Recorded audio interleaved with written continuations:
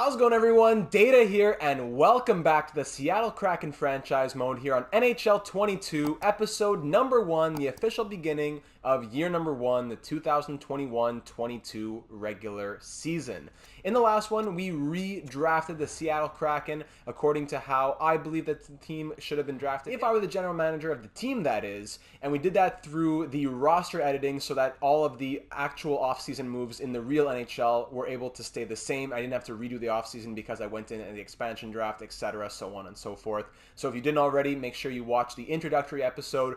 But if you did, quick recap on our team, including the free agent signings like Jaden Schwartz and Philip Grubauer. There were a few changes, like Domi coming from the Blue Jackets, Tarasenko coming from the Blues, Bailey coming from the Islanders, Palat coming from the Lightning, a few changes like that, but other ones that stayed the same, like Yarncrow, McCann, Tanev, and on defense, Larson, Alexiak, etc. But the defense, the goaltending, we have our 13th forward, our 7th defenseman, and very nice depth in the AHL as well. We're still waiting for some people to sign on, but Julien Gauthier, Cole Lind, Alex Barré-Boulet, since he was a waiver claim, and of course, Matty Beniers, the second overall selection in the draft. He is a created player, obviously, since he is not yet in the game. And speaking of players in our AHL system, Pat left a comment in the last one, petition to give Kyle Wood a goofy X Factor. He has earned a slick edit. So if you didn't already know, Kyle Wood is a channel legend, a huge piece to multiple Stanley Cups in various NHL 20 series.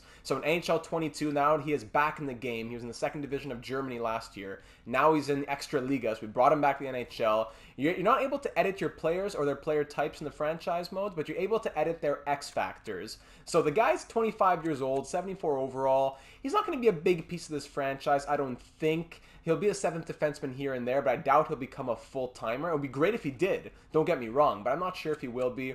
Regardless, I threw some superstar abilities in there. Bouncer, Ice Pack, Shutdown, Stick 'em Up. This guy is a shutdown, elite 6'7" mammoth behemoth on the blue line, and he is an absolute legend who deserves and has earned our respect. So yes, Pat, the X Factors are there, and I think that we'll very much have a lot of fun with that. Thanks as well for all the other comments in the introductory episode. I'm glad that so many of you are excited for this franchise mode. Yanni's saying that he got season tickets for the next 25 years. Interesting to see what kind of magic GM data gives us. Release the Kraken. Mr. Brian Michalak has been looking forward to this for months, and he's excited to see where the Kraken go under GM data. Apo looking forward to this year. I'm sure we'll experience great moments and gain great memories during this journey that begins now. So thank you for all those kind words. What I'm going to do now is get into the comments of what we should be looking at organizationally moving into year number 1. If you didn't already see by the title of this video, this is the first half of year number 1. We're going to do the first 41 games or so, take a pause, depending where we are, whether we're going to tank for the second half or go on a run and get some extra pieces for the second half, or maybe start selling off for draft picks, etc. We'll see, and that will be where more of your suggestion comes in heading into episode number 2. There are definitely so many different ways we can go with this franchise. Personally, I try to keep it as realistic as possible, but with a little twist of fun as well. Edward left a comment asking, would it be possible to get a first-line center, maybe saving Jack Eichel or Sam Reinhart, a legend of the channel, since the Panthers already have Barkov as well. Maybe even Nick Schmaltz, Thomas Hertl, guys like that. Can't wait to follow the series. Release the Kraken. So thank you for that, Edward. So in this comment, I would say, like, Jack Eichel, probably not super realistic. We don't have the pieces to acquire him. Sam Reinhart just signed a contract with Florida. Probably doesn't make too much sense. Nick Schmaltz, I could see that. He just signed, not just signed, but he's on like a 5-6 year deal with the Coyotes, who are going downhill. Maybe they don't hang on to him. I could see it. And Thomas Hertl in the last year of his deal with the Sharks, yeah, I could also see it. But again, it comes down to what kind of team we're going to be. So I think that would be a move that we look forward to maybe around that halfway point if we want to start saying, okay, we are going forward here in year number 1. And a lot of that will depend on Vladimir Tarasenko, our marquee player. Vinny leaving a comment saying that for captaincy, I think that Tarasenko should get it as he wanted off of St. Louis due to the player management chemistry issues. And he would like to think that Seattle, us, said to him that it's going to be a clean slate, start over, new teammates, new management, and promised captaincy instead of the alternate he has already had for his entire career. Great job, Data. Can't wait for episode number 1. Vinny, I could not agree more with you. He is my #1 choice, and there were no objections in the comments to that. Vladimir Tarasenko, not only is he going to be a leader in the scoring and things like that, but we need him to be a leader in the locker room, and he's had the A for a long time. He didn't get it in St. Louis. Ryan O'Reilly ended up getting the captaincy. That played a part in why he ended up getting moved off of the team and exposed at the expansion draft to Seattle. So I'm going to go ahead and assign the first ever captaincy of the Seattle Kraken to Vladimir Tarasenko. His alternates are Josh Bailey and Adam Larson, and we congratulate Mr. Tarasenko. We look forward to great things in our inaugural season. Legend says if we're below around the 400, 450 points at the halfway point of the season, then we should think about tanking. So we'll definitely keep that in mind as a trend begins to show itself. And with that, we're just about ready to go, my friends. So the lines are how you've already seen them. I sent out the scouts. I sent out some contract offers for the AHL as well. So as we begin to simulate the next few days here, I'm sure some people will be signing on. Looking forward to a lot of people coming in here. So let's see who is coming to Seattle. Alexandre Fortin, extremely happy to accept the offer. Brandon Peary, Rourke Chartier, I believe the signing is going to be good. Michael Dalcole, Paul Bittner, fantastic. So that'll be very helpful for the team down in Palm Springs, the Pacific Palm Springs HC. Not their real team, since that doesn't come into effect until the 2022-23 season. But now with these new pieces in the lineup, looking more like that. So first line gets a +2. Lynn, Beniers, and Kaut, some of our better pieces. Second line, Gauthier, Barré, Boulet, and Peary. Dalcole, Phillips, Bittner. Fourth line, Chartier, Fortin, and Shaw. Unfortunately, not a great coach for chemistry. Defense, we get zeros and +2/+2 in the bottom two pairs. That's with Hayden and Cale Fleury playing the brothers that are on the top unit. And between the pipes, it's Malcolm Subban and Joey Decord. Unfortunately, some extra scratches like Riley Sheahan, Cale Clegg, Gustav Olofsson, guys I'd want to be in the lineup, but just no room really. And we'll start rolling like that. We'll see how it happens. In the NHL, we've seen the lines already. Refresher on the special teams. +1/+1 on the two units there, and the Powney Kill 0 and +1 for the units right there. It's Philip Grubauer backed up by Chris Drieger, Colin Miller, our 7th defenseman, Marcus Johansson, our 13th forward. We're ready to rock and roll. Ryan Donato, Mason Appleton, all these guys in the bottom six. Solid all-around team in a not-so-good division, so anything is possible here in our inaugural season in Seattle. So without further ado, let's get this show on the road. Starting it off at T-Mobile Arena in Las Vegas, Nevada, to take on the Vegas Golden Knights for our first ever game in franchise history, October the 12th, 2021. It is showtime. First period of the first ever shot against goes in. That is a great way to start off a franchise's history. First period, and we end up going down 2-0. Martinez and Stone scoring 2 goals on 11 shots against Philip Grubauer.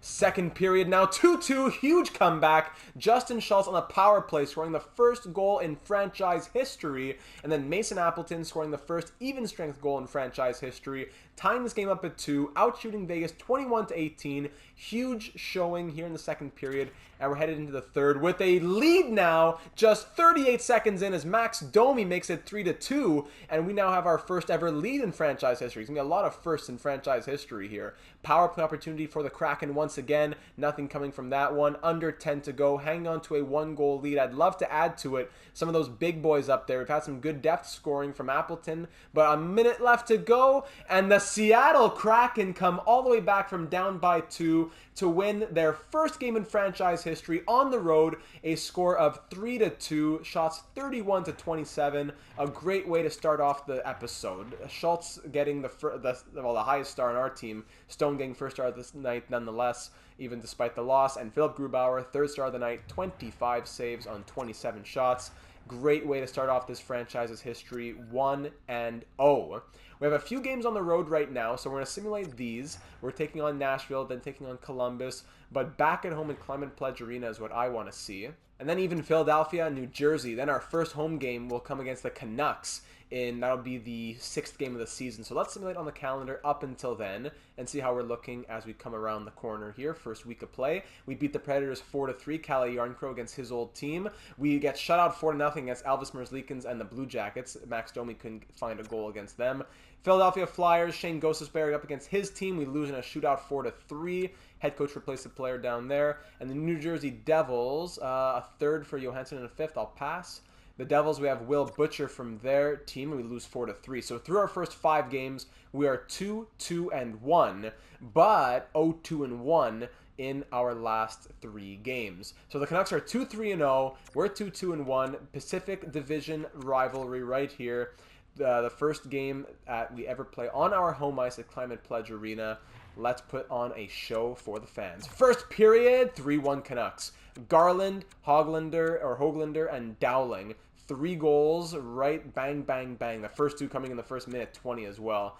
Bailey giving a little bit of that veteran presence. We have 1 goal on 15 shots to Vancouver's 3 on 6. So Grubauer, he has to really wake up if he's even still between the pipes. Second period now, nothing coming. Shots are at 27-15, almost doubling Vancouver's shots, but we're down by 2 here in the third. Power play Vancouver early, 5-on-3, 5-on-4. We kill all that off. That's great penalty killing, but we need the momentum to swing in our favor and get something done. We keep taking penalties halfway through the third period, and Dowling gets his second of the night. 4 goals on 22 shots. Drieger between the pipes now. We have a 5-on-3 power play that goes nowhere. Throw in the towel and call it a day. Will Butcher gets 1. But we dropped that one 4-2. Demko makes 37 saves. Sheesh. We dropped that one. So now, what, 0-2-2 in our last 4 games? Bit dicey out there. I'm starting to think about trades, not necessarily trades to bolster the team, but trades possibly that we could think about to help the team moving forward. A comment that I didn't get to touch upon was from Jack. He said maybe taking a chance on some of these young boom or bust guys like Stillman, McLeod, Shushko, Radcliffe, Radish, and Kachuk, Coughlin even as well, who are all in the trade blocks. They could be good pickups because they wouldn't cost a lot, and they could be good pieces for the future, and at the very least, they're bottom lineup / depth guys. So I didn't want to make moves like that right away, because if we did make a move like that, that means we'd have to be trading away some roster players. We don't want to trade away picks, and it would cost a guy like Colin Miller or Jamie Alexiak to get that deal done. 100% open to doing it, but I want to see how we're kind of looking at the beginning of the season, and that would be a beginning of episode 2 type of thing that we do when we see what this team is really, capable of / what kind of effort we're getting from them. So we're 2-3-1, taking on the 4-2-0 Montreal Canadiens now. I want to try and get our first home win. Maintenant contre le Canadien de Montréal. Let's try and do it here at home in front of the fans. 1-1 after the first. Kalle Jarnkrok opens it up, and then Mike Hoffman scores on Philip Grubauer to tie it up. Second period, no scoring there. Shots are 20-19 for the Canadiens. Final 20 minutes to decide this game now, and Vladimir Tarasenko, the captain, followed by Jane Schwartz, the St. Louis boys, coming through on that top line. Let's go. Up by 2 now. We kill off Montreal's power play. We're up by 2 with under 10 to go. The shots are pretty even, but Grubauer is standing tall after a couple of shaky starts. And we should be able to hang on tight for this one. And yes, we will. Toffoli scores with 47 seconds left. And yes, we will. Okay. 3-2 the final. Shots were 30-29 for Montreal, but we hung on tight. Schwartz, Tarasenko, Grubauer, the 3 stars of the night. You love to see it when the big names come through. And that is our first win at home in franchise history. The captain getting it done. Now let's begin to move into the rest of the calendar. Let's go see some teams we have something to prove against, perhaps. I'd be curious to go take on the Colorado Avalanche, the team that we traded Gabriel Landeskog back to, so that we wouldn't take anyone from their team, and we ended up getting Kaut and a second-round pick in return. Some people in the comments saying we could have gotten more, we should have gotten less, so I just tried to do something that would be even for everybody. Didn't want to drain their reserves. They have one of the best pools in the NHL, but I didn't want to take all their picks and pieces, because at the same time, he wanted to stay in Colorado, but we just wanted to put a little pressure on the Avalanche to say, hey, you got to give us a little something, or else we're going to go all in to try to sign him. We beat the Wild 5-3 to now go over 500. We're 4-3-1. New York Rangers were 7-2-0. Okay, that's good. They beat us 5-3. Connor McDavid and the Edmonton Oilers, we beat them 3-2 in the shootout. Very nice. 5-4-1 through our first 10 games. Buffalo Sabres, we lose 4-2 against them. Bit shameful. 4-2 win against the Coyotes. We beat the Vegas Golden Knights again 2-1. And then another 2-1 win right after that against the Anaheim Ducks. Olivier Rodrigue and a 5th for Marcus Johansson. I'm going to pass on that for the moment. We beat the Wild in a shootout 2-1, so back-to-back 2-1 wins. And then the Chicago Blackhawks, hold on. A 3rd and a 5th and Sami Vatanen to swap thirds, basically. So we swap thirds, and then here's a 5th and Sami Vatanen for free. Don't really need that because we have already we have a plethora of defensemen. Blackhawks, who are 9-5-2, they beat us 6-2, and they kill our 4-game winning streak. We're 9-6-1. Somehow the Avalanche are 5-5-3. We're at home. Let's take them on and see what we can do. I'm shocked to see they're usually a good simulation team. Let's do it. First period, 1-1 game. Kalle Järnkrok and Nazem Kadri swapped power play goals. Second period, no scoring there. Shots 20-19 in Colorado's favor. And we want to get through these ASAP. So third period ends 2-1. Game-winning goal goes to the captain, Vladimir Tarasenko. 27 saves on 28 shots for Philipp Grubauer. And that is our 10th win in franchise history. 10-6-1. Again, coming at a 2-1 scoreline. Our last 3 wins all coming 2-1. So let's continue to simulate on to the end of the month. I want to go see Edmonton, actually. I'm curious to see them.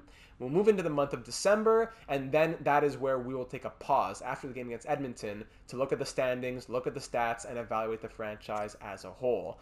Big 6-5 win against the Washington Capitals. We get scored on, but we prove that we can also score. Next train for Dal Cole. Head coach replaces him. Zach Bogosian, on waivers. He has a 3-year deal at .85. Tampa Bay, 77 overall, 31 years of age. Love Bogo, but former 3rd overall pick in 2008.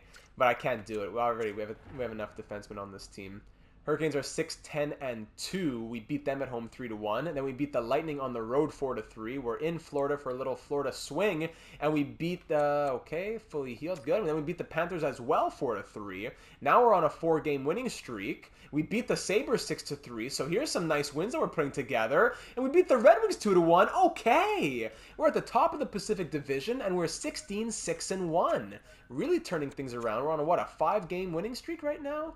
Take away that 1 loss in between, we've won, 8 out of 9? This is good stuff. First period against McDavid and the Oilers. McDavid, Klefbom, and Derek Ryan score 3 goals in less than 6 minutes, or in 6 minutes and 22 seconds. Tarasenko scoring the lone goal for us to say, wake up and let's regroup in the second period. Ooh, forget it.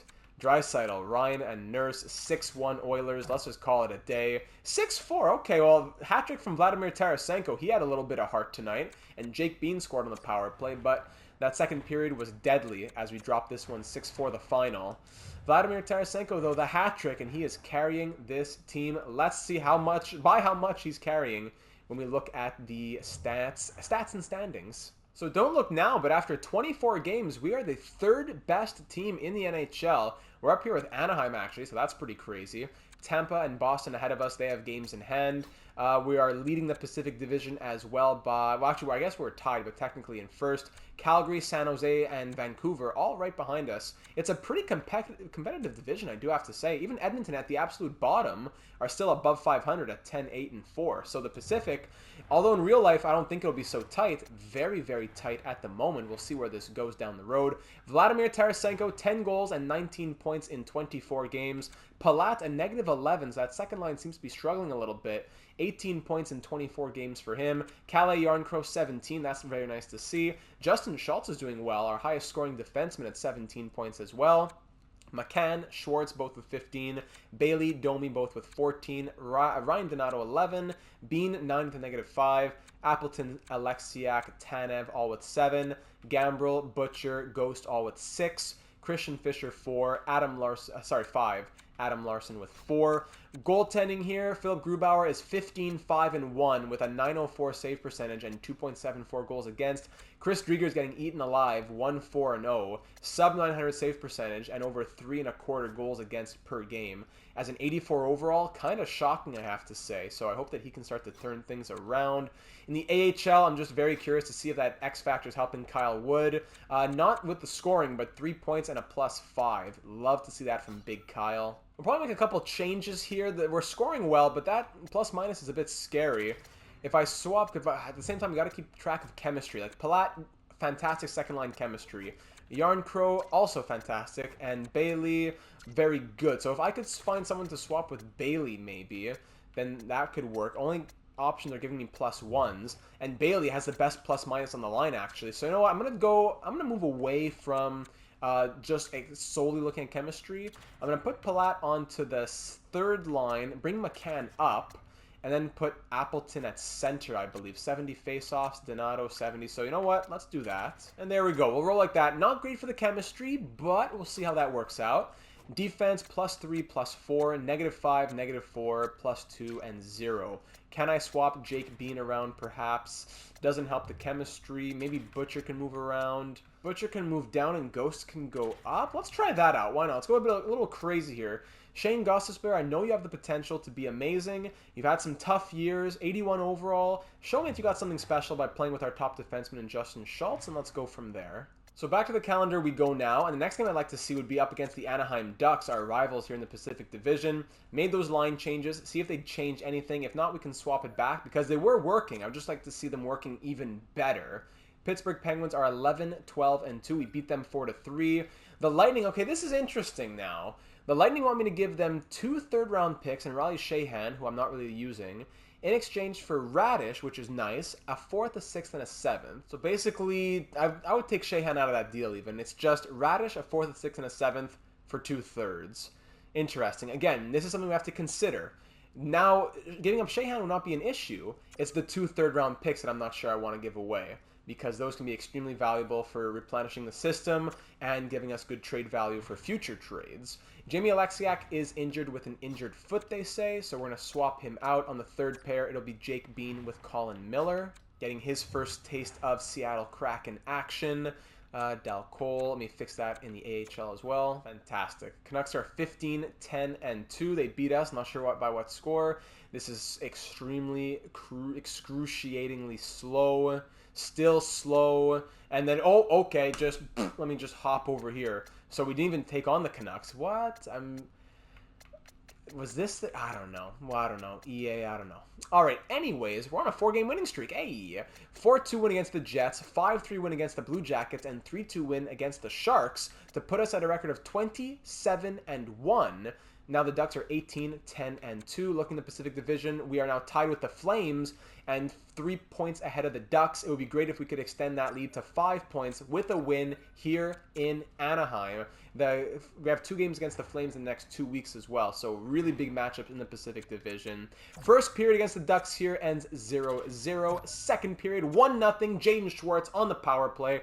Shots 22-19 in Anaheim's favor, but we hang on to a slim 1-goal lead here in the final 20 minutes of this big Pacific Division rivalry matchup. Shots 27-22 at the moment, and Sam Steele finally breaks through against Chris Drieger, who is putting on one of his best performances of the season. Power play Seattle, but it's a almost shorthanded, not shorthanded. Just as our power play expired, Derek Grant scores. Maybe he was coming out of the box. And no, Christian Fischer says that will not be it. We're headed to overtime. With 58 seconds left, the 4th line was out, and Christian Fischer ties this game up. Did Grant get that penalty? No, it was holding for Sam Steele.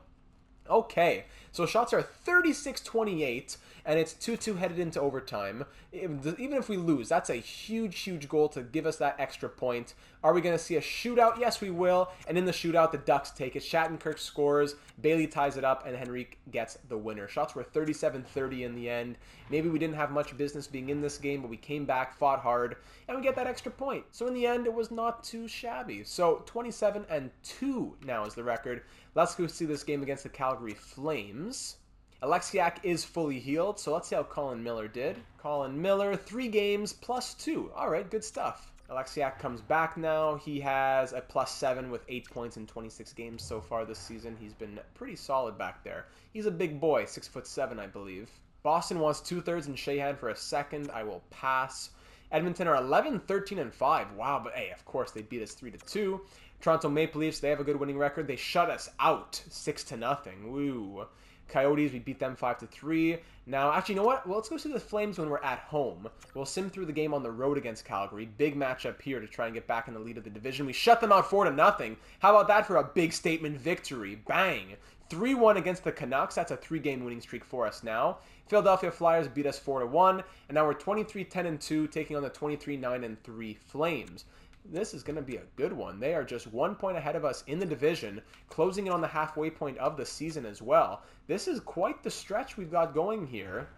Now the question is, if we want to bolster up our team, though, we don't have much to trade. Are we going to think about trading picks? I don't know. First period, 2-0 Seattle. Tarasenko and Appleton. Let's go. Second period tied up though. Elias Lindholm and Matthew Tkachuk. Shots are 23-18 for Calgary, but it's a 2-2 game. Once again, a tie for the final 20 minutes. Power play Seattle gets killed off. Power play once again for the Kraken, killed again by the Flames penalty killers. Power play for Calgary now. We kill that off as well. It's been a big special teams period here. Shots 30-25. 3 minutes left to go now. Let's hop in for the final 2 minutes and get a little bit of gameplay action. Look at these jerseys as well. I love it. I love the graphics, the jerseys. There's Tarasenko with the C, with that big Seattle S. Nice. Great colors. I'm very excited to see some of this gameplay. Here at Climate Pledge Arena. 2 minutes left to go here in the third period. It's a 2-2 game. We'll watch most of this, even if some of it is excruciatingly hard to watch. Here's Palat. Can't get it through traffic, and now Tanev gets it to the point. It's Shane Gostisbehere over to Mason Appleton. Nice blocker save from Markstrom. Rasmus Andersson up to Dylan Zubi now. Dylan Zubi over to Sean Monahan in the corner. Can't get it past the Ghost, who's playing top pair minutes these days. Andre Palat across to Brendan Tanev now. Tanev looking to win the Maurice Richard in the real world this season. Tanev on that, had a great opportunity. Big save Markstrom. He's going to pass it out to Noah Hannafin. Columbus Blue Jackets franchise mode legend. Up to Dylan Zubi now. Zubi broken up by Palat. Tanev gets it again. 30 seconds to go. Do we have a hero? Tanev, Appleton, Palat scores! Andre Palat! And that may just be the winner! 3-2 Seattle. It's his 10th of the season.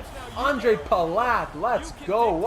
Okay, no replay. I'll do it myself then. I believe that's Dubé here. Dubé puts it into the middle, broken up by Palat, gets it up to Tanev. He's off to the races, skating down the line. He's looking for Appleton, actually. Broken up by Mangiapane, which ends up accidentally putting it on Palat's stick. He is then going to use Noah Hannafin and Rasmus Andersson as a screen on Jacob Markstrom here. Takes the shot, has a little bit of a lane. Markstrom sees it all the way through, but still just that little spot between the blocker and the pad goes right through the window, and Palat has a potential game-winning goal. So a huge goal with under 30 seconds to go. Palat's 10 from Appleton and Tanev.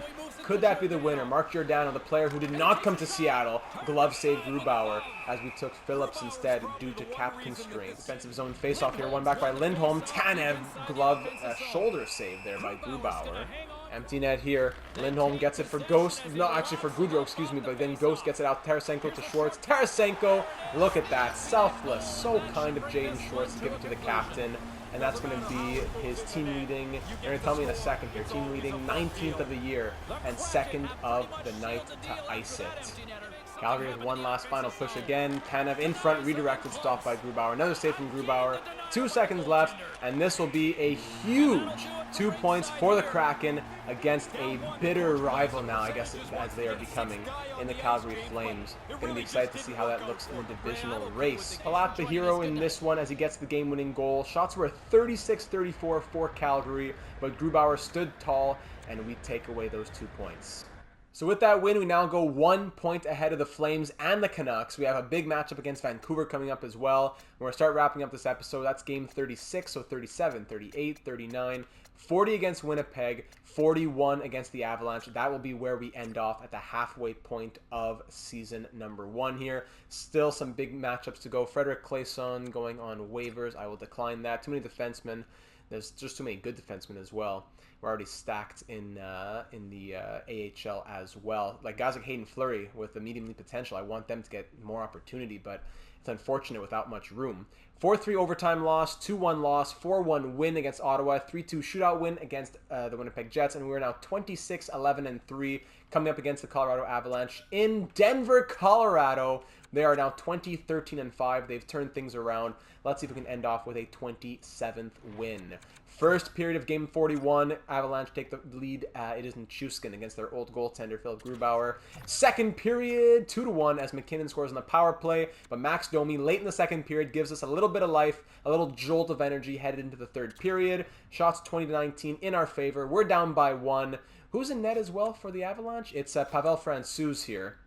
12 minutes to go. Mikko Rantanen extends the lead to 2 now. It's going to be tough to come back against a very good Colorado team. Down by 2 with 10 to go. Power play Seattle. That's where it begins, but it's killed off. and you're not going to get much going. If you can't score on the power plays, 2 power plays late, we don't capitalize on the opportunities, and we deserve the loss for a game like that. You got to capitalize on those 2 late power plays, at least one of them. And we drop it 3-1 the final. And Tarasenko has a concussion, and now he's out for a month. So that's a tough way to end off the episode here. So you know what? I'm going to fix these lines myself. Like the nitty-gritty stuff myself. I guess Palat could probably move to the top line. Palat's been very good. He has... actually, I can't look at his stats from this screen. Tanev can move to the 3rd line, and then Johansson can move to the 4th line. So I'll fix up the rest later on. Unfortunately, the game is still broken where I say substitute in all lines, but it doesn't put them on the special teams.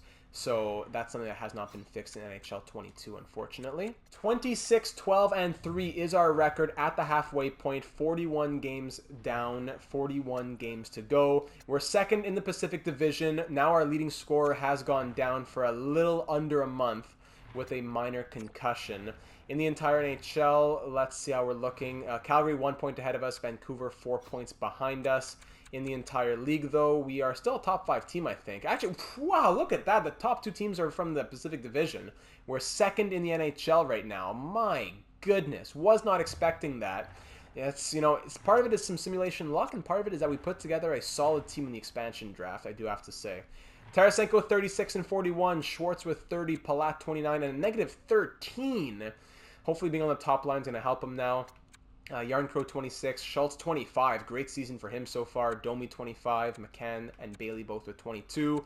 Donato 18, doing very well for an 80 overall. Good stuff. Jake Bean with 15 points. Maybe we should be giving him more ice time. Not on the 3rd pair, I mean. Appleton 13, Tanev 13. Gambrel, Butcher with 12. Ghost with 10 and negative 9. I think that experiment on the top line is going to come to an end now. Alexiak with 8, Larson with 8, Fisher 7. Nothing for Miller through those 3 games. Grubauer 24, 10 and 1 with 1 shutout, 913 save percentage, 2.60 goals against. Drieger 2-4 and 2, 897 and 3.14 goals against average. Looking at the entire NHL, if you're curious just at this point, don't want to go too in-depth here, but Kucherov, Bergeron, Crosby, Marner, Panarin, all the big names up top. Defensively, Schultz is not quite up there, but getting close to the big names. And goaltending leading the way, you got guys like Mike Smith. Actually, no, the Oilers aren't doing well. So Grubauer has the most wins, but best numbers probably go to Robin Lehner right now. Even John Gibson and Jacob Markstrom both looking great. Calgary playing extremely well at the moment. So I'll close off the episode by going through other teams' trade blocks right now. First, I'll show you our trade values on our team. If we're going to be making a trade for anybody, keep in mind, this is the value we have to play with. Very, very limited value. Kyle Wood's value went up, I think, because of his X factors, but we're not going to be trading him. We know we're going to be keeping him on this team. Plus 15. Love the plus-minus king. Bean's value has gone up. Hayden Fleury, are we maybe trading him if we're not using him in the NHL? I don't know. Chalowski, maybe we could think about moving him. Guys who are good enough for the NHL but are being in the, using the AHL at the moment. Kale Clegg, I'd like him to get some AHL minutes. He has top 4 deep potential. Maybe guys like that. So keep in mind, very limited value that we have to play with. Now we'll go and look at the trade blocks of all the NHL teams, see if some of those prospects we were thinking about are still available. Skaters matching the block and sorting by overall. So Grant and Lettieri on Anaheim, no one on Arizona. Boston, no one really there. Buffalo, Skinner is still there. No one in Calgary. Carolina, Drury still there. Chicago, Stillman is still an idea there. Riley Stillman, low top 6D, has X factors, or no, it's just not scouted. I don't know. 3 bars. I doubt he has X factors. Low top 60 potential, probably won't grow, but wouldn't cost much to get him either. Nicolas Baudin, also an option. Bocage, a couple guys on Colorado. Sami Vatanen on the block in Columbus. 11 points plus 7, he's not bad. Dean Kukan, Carl Soderberg, they're also there.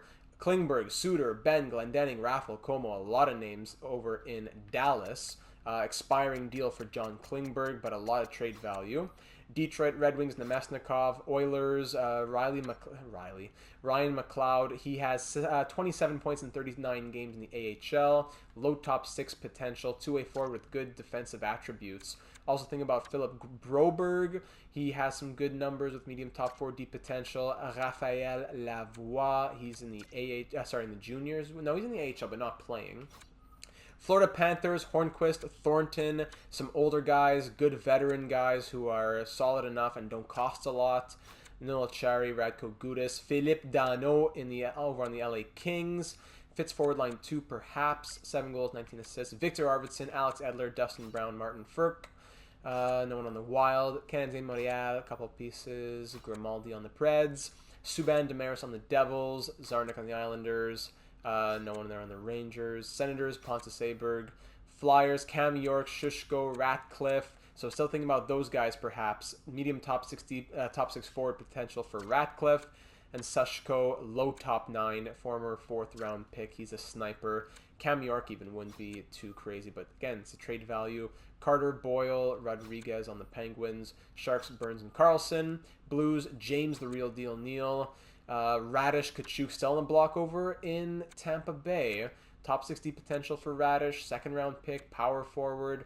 Been scoring a little bit. Boris Kachuk, kind of the same story there. Okay. Toronto, Amirov, Abramov, Dargachintsev. Amirov's in the AHL. Yeah, he's scoring very well, so I'm surprised they want to trade him. But they'd want pieces for a playoff run, probably. Patan, Dries, Coughlin, Krebs, Chaika. Sorry for how this is kind of taking a little bit long, but a lot of options here on the trade blocks. Peyton Krebs, man, could send out some scouts as well. Oshie, Orlov, Eller, Kempney, Jensen, Sheary, Winnipeg, Hanola, 77 overall, but he's too much value, I would think, from an offensive defenseman to a two-way D now. And there are the trade values. So I'm going to go ahead and end it off there. I'm going to send out the scouts again in February. I'm going to update the lines with Tarasenko out as well. But without further ado, that is it, my friends. The first half of year number 1 with Seattle. 26-12-3 is the record. Thank you for all of your suggestions and all of the love here for the new franchise mode series. I look forward to seeing your comments in the YouTube section below or over in the Discord server. Link in the description for that as well. We'd love to have you in the Discord server talking franchise mode, your own franchise mode, other people's franchise mode. It's honestly a really fun time over there seeing all of that. So if you enjoyed this first season, leave a like, leave a comment like I said. Consider subscribing as well if you enjoy NHL 22, franchise mode, and other content like that. More how-to videos for line chemistry and scouting are on the way, I promise. Any general questions on franchise mode or things like that, feel free to leave them here and I will send you an answer right away. But I'll stop talking there. Very successful first half of the season. Our captain, Tarasenko, is out for the next month or so. Does that mean we're going to go on a downward trend? Do we keep fighting? Do we get reinforcements? What do those reinforcements look like? What do they cost? And so forth. That's why I pay all of you the big bucks to come up to the GM's booth and work with me. So I look forward to seeing all your thoughts down on YouTube or over on Discord, including any line combo ideas. And I will see you all in the next one.